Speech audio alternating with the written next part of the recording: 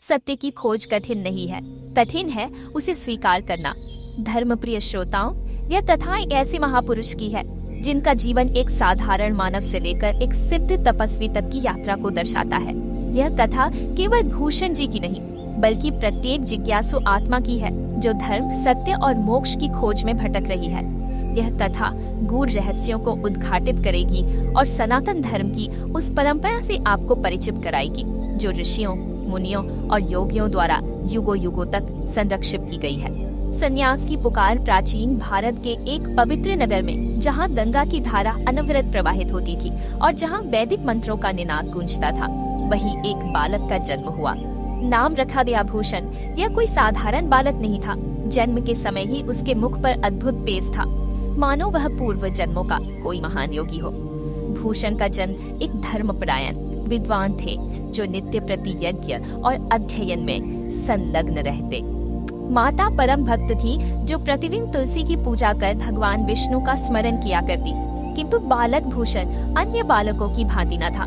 जब अन्य बच्चे खेल कूद में मग्न रहते, तब वह अपने पिता से पूछता, पिताश्री, यह संसार इतना अस्थिर क्यों है? लोग जन्म लेते हैं, फिर मर जाते हैं, सुख आता है, फिर चला जाता है। क्या कोई ऐसा सत्य नहीं जो स्थायी हो? उसके पिता मुस्कुराते और कहते, बस यह संसार क्षण भंगुर है। जो जन्मा है वह मरेगा ही, जो प्राप्त हुआ है वह नष्ट होगा ही। यह केवल एक ही सत्य है।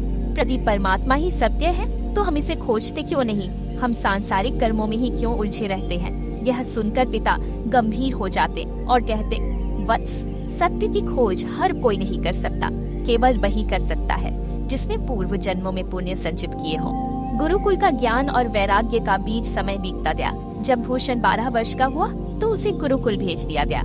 वहाँ उसने वेद, उपनिषद, रामायण, महाभारत और भागवत पुराण का अध्ययन किया। उसने जाना कि वेदों में ईश्वर का ज्ञान निहित है। उपनिषद आत्मा और परमात्मा के रहस्यों को उजागर करते हैं। रामायण मर्यादा, कर्तव्य और भक्ति का आदर्श प्रस्तुत करता है। विचित्र महाभारत धर्म और अधर्म के संघर्ष को स्पष्ट करता है। भागवत पुराण प्रेम और भक्ति की महिमा को दर्शाता है। किंतु जितना अधिक ज्ञान वह प्राप्त करता, उतना ही उसका मन संसार से विरक्त होने लगता। वह देखता कि लोग धन, प्रतिष्ठा और भौतिक सुखों में डूबे हैं, परंतु वे इनसे संतुष्ट नहीं हैं। वे अधिक पाने की लालसा में जीवन व्यर्थ कर रहे हैं। गुरुजी ने एक दिन पूछा, भूषण, क्या तुम संसार में गृहस्थ जीवन बिताना चाहते हो? भूषण ने उत्तर दिया, गुरुदेव, क्या यह संसार हमें वास्तविक सुख दे सकता है? गुरुजी ने उत्तर दिया, नहीं वत्स, यह संसार माया का खेल है। वास्तविक सुख केवल आत्मज्ञान में है। यह सुनकर भूषण के मन में वैराग्य उत्पन्न हुआ। उसने निश्चय किया कि वह संसार में नहीं बंधेगा, वह सच्चे ज्ञान की खोज में निकलेगा। संसार का असार स्वरूप एक दिन गुरुकुल समाप्त कर जब भूषण अपने घर लौटा तो उसने देखा कि उसके पिता अब वृद्ध हो चुके थे। शरीर जर्जर था, परंतु वे अब भी यज्ञ और पूजा में लीन रहते थे। भूषण ने पिता से कहा, पिताश्री, आपने जीवन भर वेदों का अध्ययन किया, यज्ञ किए, लेकिन अब जब आपकी आयु ढल रही है तो क्या आपने परम सत्य को पा लिया? पिता की आंखों में आंसू आ गए। वे बोले, वत्स, मैंने धर्म का पालन किया, परंतु आत्म साक्षात्कार नहीं कर सका।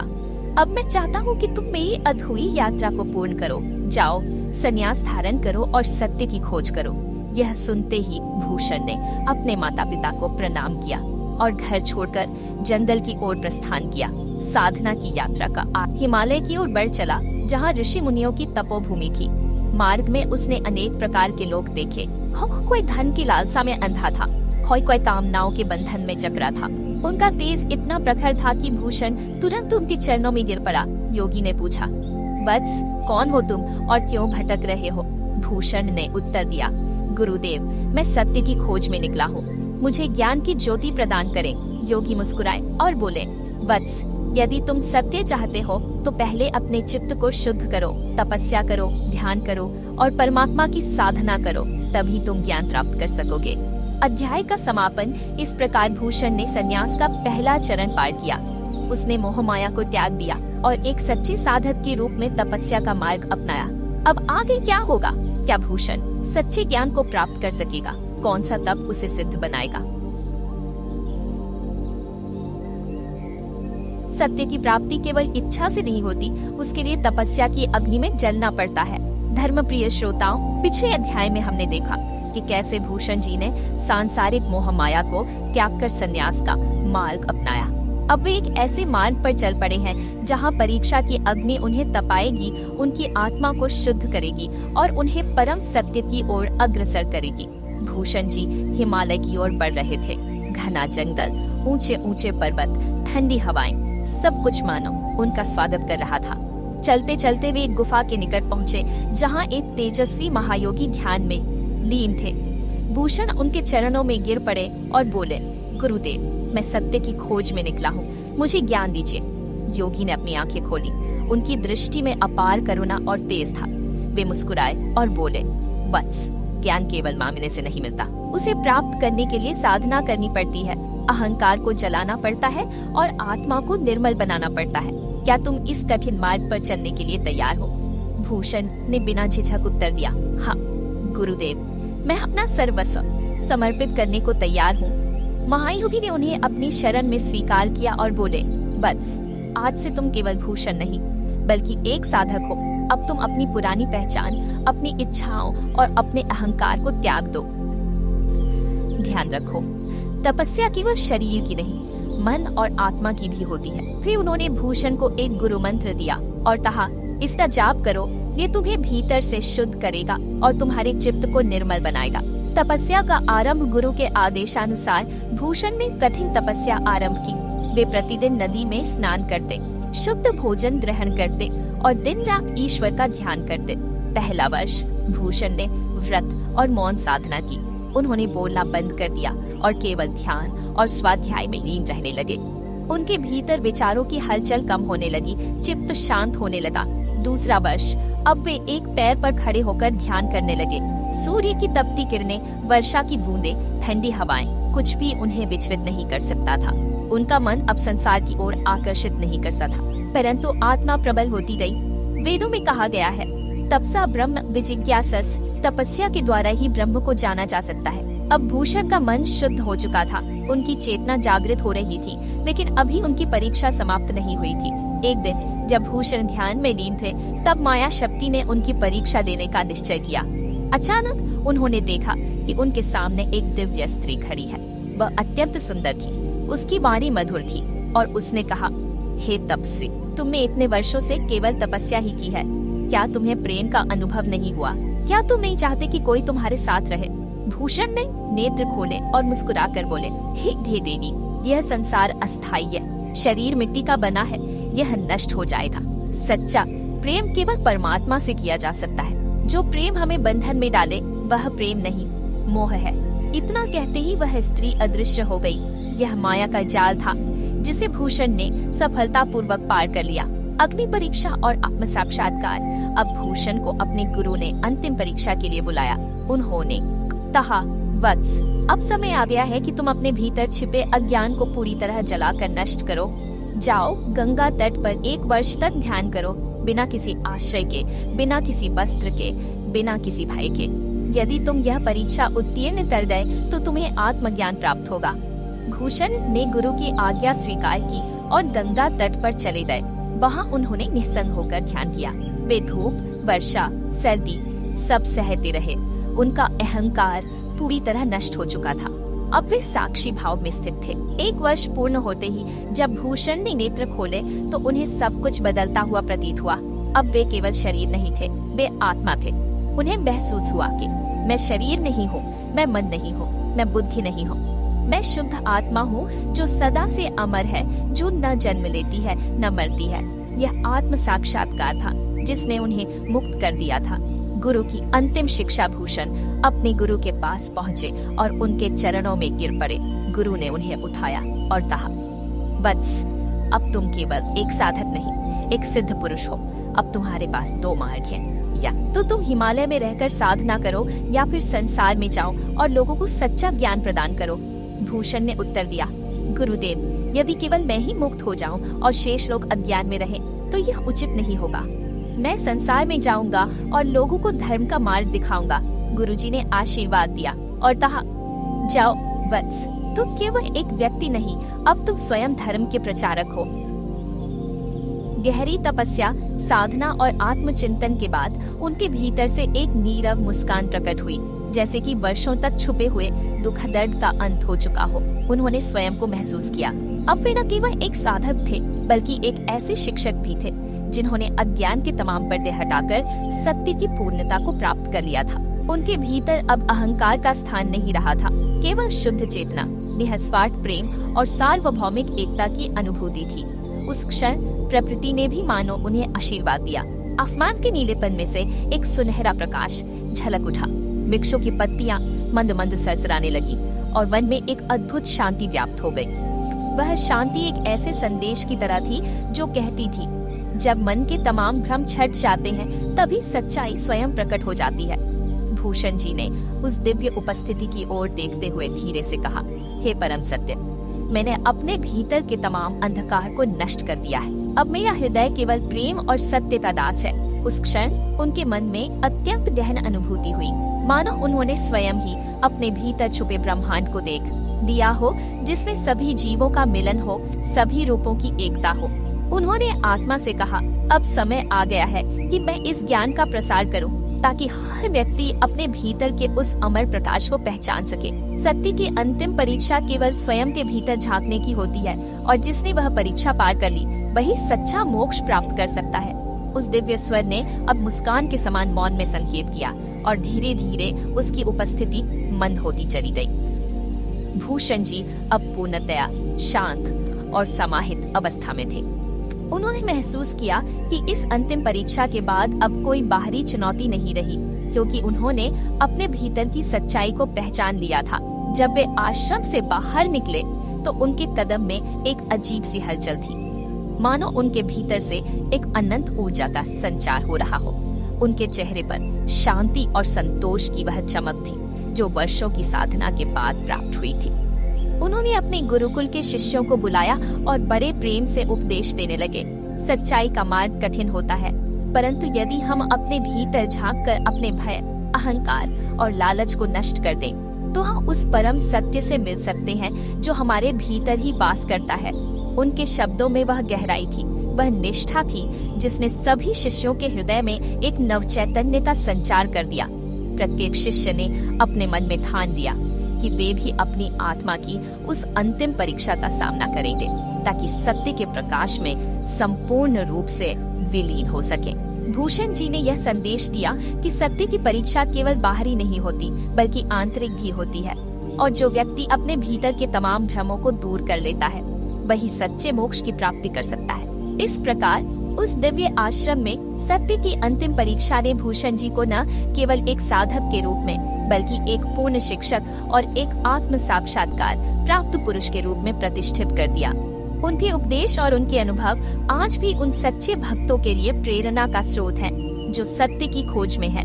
उन्होंने अपने अनुभव से यह सिद्ध कर दिखाया कि धर्म, तपस्या और साधना का मार्ग विभिन्न जरूर होता है, परंतु जब मन के तमाम अवरोध छाते हैं तो मनुष्य स्वयं को ब्रह्मांड की उस अपरंपार चेतना से जोड़ लेता है जो सभी में वास करती है। अब उस सुनहरे दिन की याद में जब प्रकृति और मानवता ने एक साथ मिलकर सत्य की महिमा का गीत गाया था, सभी ने यह संकल्प लिया कि वे हमेशा उस मार्ग पर चलेंगे जहाँ केवल प्रेम, शांति और एकता का वास हो।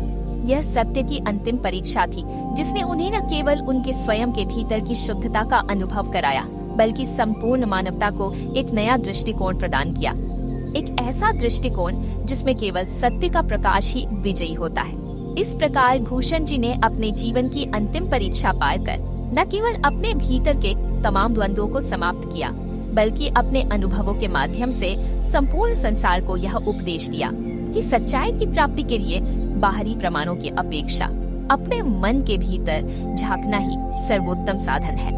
सत्य की यह अनंत यात्रा जो कभी समाप्त नहीं होती, हर नए प्रयास के साथ और भी प्रबल हो जाती है, और यही संदेश आज भी उस आश्रम, उस गुरुकुल और उन सभी भक्तों के मन में जीवित है जो सत्य की खोज में अडिग खड़े हैं। हे साधकों, याद रखो, सच्चे मोक्ष का मार्ग बाहरी साधनों में नहीं अपितु अपने भीतर छुपे उस अमूल्य प्रकाश को पहचानने में है। अपने हृदय को खोलो, अपने मन की गहराइयों में झांको और उस अनंत सत्य को प्राप्त करो जो तुम्हारे भीतर ही निहित है। यही है सत्य की अंतिम परीक्षा, एक परीक्षा जो केवल तब सफल होती है जब मनुष्य अपने सभी भ्रमों को त्याग कर अपने अस्तित्व की पूर्णता को अपनाता है। अब जब सूर्य अपने क्षितिज पर डूबने लगा और आसमान के रंग सुनहरे से गहरे नीले में परिवर्तित हो गए, तब प्रकृति ने एक बार फिर से यह प्रमाणित किया कि सत्य का प्रकाश कभी मध्यम नहीं पड़ता। उस दिन भूषण जी ने अपने जीवन की एक नई शुरुआत की घोषणा की, न केवल एक साधक के रूप में बल्कि संपूर्ण मानवता के जागरण के एक प्रेरक सूत्र के रूप में। उनके उपदेश, उनके अनुभव और उनकी आत्मा का वह अमर प्रकाश आज भी उस आश्रम में प्रतिध्वनित होता है और हर उस व्यक्ति को पुकारता है जो सच्चाई की ओर अग्रसर होने का साहस रखता है। यह अध्याय समाप्त नहीं होता, बल्कि एक नए अध्याय की ओर संकेत करता है। आशीर्वाद के साथ भूषण अब हिमालय की पवित्र गुफाओं से बाहर निकलकर जन कल्याण के लिए संसार की ओर बढ़े। वर्षों की तपस्या और आत्म साक्षात्कार के बाद वे अब एक साधारण मनुष्य नहीं बल्कि एक सिद्ध महापुरुष बन चुके थे। उनका व्यक्तित्व दिव्य आभा से मंडित था। जैसे ही वे एक छोटे से गांव में पहुंचे, लोग उनकी ओर आकर्षित होने लगे। कोई उन्हें महात्मा मानने लगा, कोई योगी तो कोई ऋषि। लेकिन भूषण इन सभी उपाधियों से परे थे। वे केवल एक सेवक थे, धर्म के, सत्य के और मानवता के। गांव में पहुंचते ही भूषण को पता चला कि वहां एक धूर्त पुजारी लोगों को धर्म के नाम पर ठग रहा था। वह कहता था कि यदि लोग उसे धन, अन्न और वस्त्र दान नहीं करेंगे तो देवी देवता उन पर क्रोधित हो जाएंगे। भयभीत ग्रामीण उसकी हर बात मानते थे और अपनी मेहनत की कमाई उसे समर्पित कर देते थे। भूषण ने लोगों से पूछा, क्या तुमने कभी देखा कि ईश्वर ने स्वयं तुमसे कुछ मांगा हो? लोग चुप हो गए। उन्होंने आगे कहा, धर्म है नहीं, प्रेम है जो तुम्हें डराकर दान मांगता है। वह साधु नहीं। ईश्वर न तो तुम्हारी संपत्ति चाहता है और न ही तुम्हारा धन, वह तो केवल तुम्हारा सच्चा प्रेम चाहता है। गांव वाले उनकी बातों से प्रभावित हुए, लेकिन जब उस धूर्त पुजारी को पता चला कि भूषण उसकी पोल खोल रहे हैं, तो उसने राजा से उनकी शिकायत कर दी। राजा के दरबार में परीक्षा। राजा ने भूषण को दरबार में बुलाया और कहा, संत, हमें ज्ञात हुआ है कि आप हमारे राज्य में भ्रम फैलाने आए हैं। क्या यह सत्य है? भूषण ने शांतिपूर्वक उत्तर दिया, महाराज, सत्य कभी भ्रम नहीं फैला सकता। मैं केवल लोगों को वास्तविक धर्म का ज्ञान देने आया हूँ। राजा ने क्रोधित होकर कहा, यदि तुम वास्तव में सत्यवादी हो तो यह सिद्ध करो। हमारे महल में एक असाध्य रोगी है, यदि तुम सच्चे हो तो उसे स्वस्थ कर दो। भूषण मुस्कुराए और बोले, राजन, मैं कोई चमत्कारी पुरुष नहीं, लेकिन यदि उस रोगी का मन शुद्ध हो और वह ईश्वर में विश्वास रखे तो वह स्वयं ही स्वस्थ हो सकता है। वे उस रोगी के पास गए और उसके सिर पर हाथ रखकर बोले, भय मत करो, ईश्वर तुम्हारे भीतर ही है। यदि तुम सच्चे हृदय से प्रार्थना करोगे तो तुम्हारा रोग नष्ट हो जाएगा। रोगी ने रोते हुए प्रार्थना की और कहा, हे प्रभु, मैंने अपने जीवन में बहुत पाप किए हैं। अब मैं प्रायश्चित करना चाहता हूँ, मुझे क्षमा करें। अगले ही दिन वह रोगी चमत्कारिक रूप से स्वस्थ हो गया। यह देखकर राजा और सभी दरबारी अचंभित रह गए। राजा ने भूषण के चरणों में गिरकर क्षमा मांगी और कहा, हे महापुरुष, आपने आंखें खोल दी। कृपया मुझे भी सच्चे धर्म का मार्ग दिखाइए। भूषण ने कहा, राजन, धर्म केवल यज्ञ, अनुष्ठान और दान में नहीं बल्कि कर्म में है। यदि आप प्रजा का कल्याण करेंगे, न्यायपूर्वक शासन करेंगे और दीन दुखियों की सेवा करेंगे तो यही आपका सबसे बड़ा धर्म होगा। राजा ने उसी क्षण निर्णय लिया कि वे अब केवल धर्म और न्याय के मार्ग पर चलेंगे। अब समापन भूषण की यात्रा अभी समाप्त नहीं हुई थी, यह तो केवल आरंभ था। उन्होंने एक गांव को अंधविश्वास से मुक्त किया, एक राजा को धर्म का सच्चा स्वरूप दिखाया, लेकिन आगे उनकी राह और भी कठिन थी। राजा के दरबार में सत्य की जीत के बाद भूषण की ख्याति पूरे राज्य में फैल गई। लोग उन्हें महापुरुष मानने लगे। जहाँ जहाँ वे जाते, लोग श्रद्धा से उनके चरण छूते और उनसे आशीर्वाद मांगते। लेकिन भूषण किसी को अंधभक्ति में नहीं डालना चाहते थे। वे चाहते थे कि लोग स्वयं धर्म का वास्तविक अर्थ समझे, न कि केवल किसी व्यक्ति की पूजा करें। इसी बीच एक और कठिन परीक्षा उनका इंतजार कर रही थी। राज्य के ही एक हिस्से में एक शक्तिशाली तांत्रिक का प्रभाव बढ़ता जा रहा था। उसका नाम था कालेमी, जो अपने काले जादू और तंत्र मंत्र से लोगों को वश में कर लेता था। वह स्वयं को महामाया का अवतार कहता और दावा करता कि उसके पास अपार सिद्धियां हैं। एक दिन राजा ने भूषण को बुलाकर कहा, हे महात्मा, राज्य के एक भाग में अंधकार छा रहा है। कालेवी नामक तांत्रिक लोगों को अपनी शक्ति से भ्रमित कर रहा है। वह कहता है कि केवल वही ईश्वर का सच्चा संदेशवाहक है और जो उसकी सेवा नहीं करेगा उसे वह अपने श्राप से नष्ट कर देगा। भूषण मुस्कुराए और बोले, राजन, सत्य को कभी सिद्ध करने की आवश्यकता नहीं होती, केवल असत्य को ही बार बार प्रमाण देने की आवश्यकता पड़ती है। मैं स्वयं वहां जाऊंगा और देखूंगा कि यह व्यक्ति वास्तव में क्या कर रहा है। भूषण ने अपनी यात्रा आरंभ की और कई गांव पार करके उस स्थान पर पहुंचे जहां कालनेमी का प्रभाव था। वहां पहुंचते ही उन्होंने देखा कि लोग भयभीत होकर तांत्रिक के चरणों में गिर रहे थे। कोई संतान सुख के लिए, कोई धन की प्राप्ति के लिए, तो कोई रोग से मुक्ति के लिए उसकी शरण में जा रहा था। कालनेमी ने जब भूषण को आते देखा तो वह उपहास करते हुए बोला, आह देखो, एक और साधु आ गया है, लेकिन यह जान लो, इस क्षेत्र में केवल मेरी सत्ता चलती है। जो मेरी शरण में आएगा वही सुरक्षित रहेगा। भूषण ने शांत स्वर में उत्तर दिया, कालनेमी, यदि तुम्हारे पास शक्ति है तो उसे दूसरों के कल्याण में क्यों नहीं लगाते?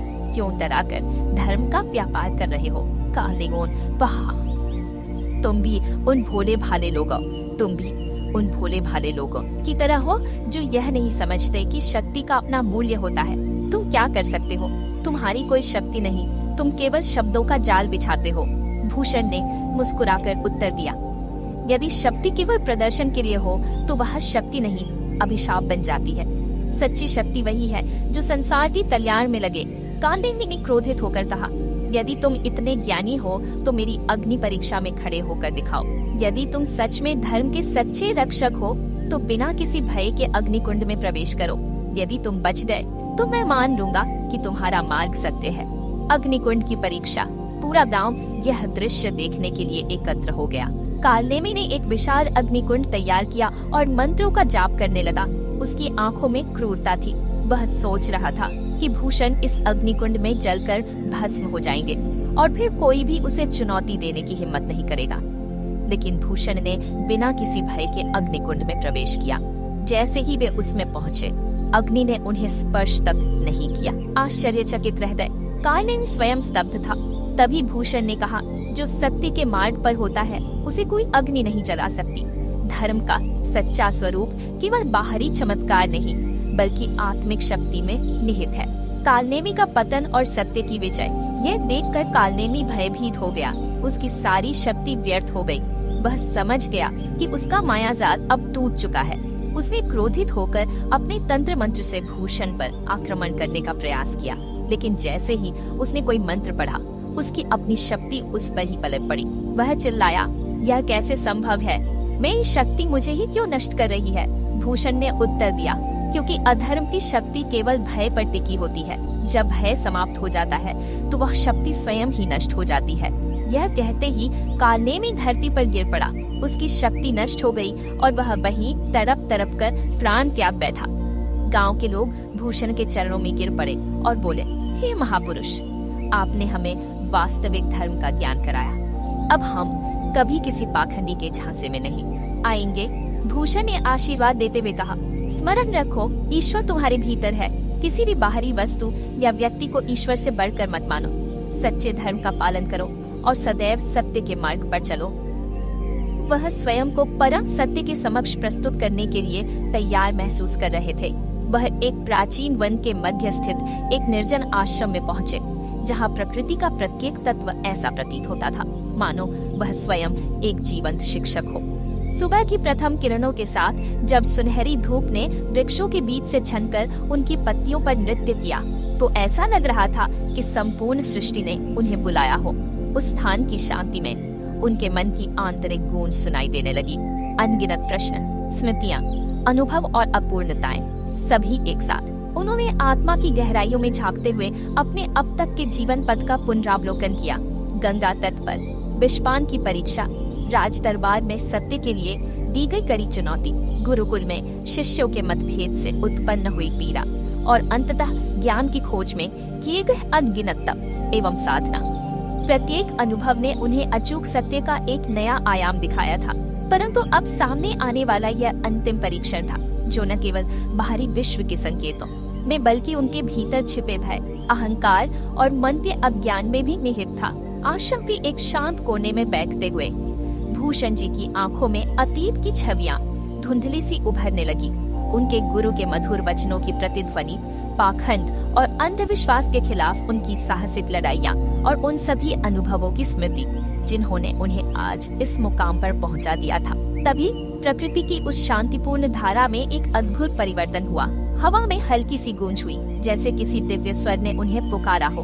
धीरे धीरे एक प्रकाशमान रूप प्रकट हुआ।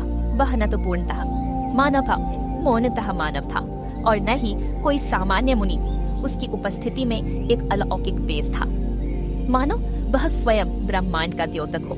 उस दिव्य रूप ने धीरे से कहा, अब समय आ गया है कि तुम अपने भीतर छिपे उस सत्य से सामना करो जिसे तुमने अनजाने में दबा रखा है। क्या तुम तैयार हो अपनी आत्मा की अंतिम परीक्षा देने के लिए?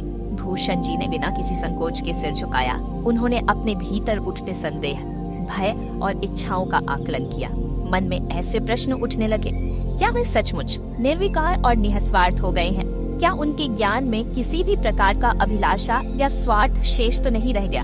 उन सभी प्रश्नों के उत्तर जानने के लिए उन्हें अब स्वयं के अंतरतम में उतरना था।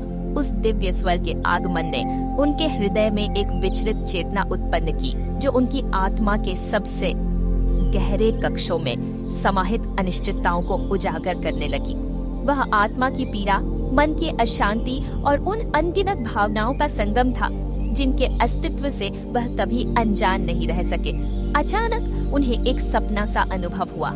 ऐसा अनुभव मानो समय और अंतराल के बंधन तोड़कर उन्हें अतीत, वर्तमान और भविष्य के संगम में ले आए। उन्होंने देखा कि उनके अतीत में किए गए कर्म, उनकी सभी तपस्या, उनकी सारी साधना अब एक विशाल महासागर की तरह उनके समक्ष प्रकट हो रही थी। उसमें वे अपने बचपन के मासूम सवाल, युवा अवस्था के तीव्र उत्साह और मध्यकाल की वह आंतरिक पीड़ा भी देख रहे थे। जब उन्होंने अपने मन के भीतर उठते विरोधाभासों का सामना किया था, उस दृश्य में उन्होंने महसूस किया कि सत्य की प्राप्ति केवल बाहरी साधन से संभव नहीं होती, बल्कि अपने भीतर झांककर उन तमाम धारणाओं, संदेहों और भय को दूर करना भी आवश्यक होता है जो मन में अडिग रूप से विराजमान थे। वह दिव्य स्वर जो अब भी उनके सामने था, ने धीरे धीरे उनसे संवाद करना आरंभ किया। अगर आपको यह कहानी पसंद आई हो और आपने इससे कुछ नया सीखा या अनुभव किया हो, तो हमारे चैनल टेक्नो मिरर को जरूर सब्सक्राइब करें। आपकी सपोर्ट और प्यार अनोखी कहानियाँ लाने के लिए प्रेरित करता है। अगर आपको हमारी यह प्रस्तुति अच्छी लगी तो वीडियो को लाइक करें, कमेंट में अपनी राय दें और इसे अपने दोस्तों और परिवार के साथ शेयर करें। आपके एक लाइक और शेयर से हमें और भी मजबूत हौसला मिलता है। हम इसी तरह धार्मिक, रहस्यमय और रोमांचक कहानियां लाते रहेंगे, इसलिए बेल आइकन दबाना न भूलें ताकि हमारी अगली कहानी का नोटिफिकेशन आपको सबसे पहले मिले। तो मिलते हैं अगली अद्भुत कहानी में। तब तक के लिए जय हिंद, जय भारत।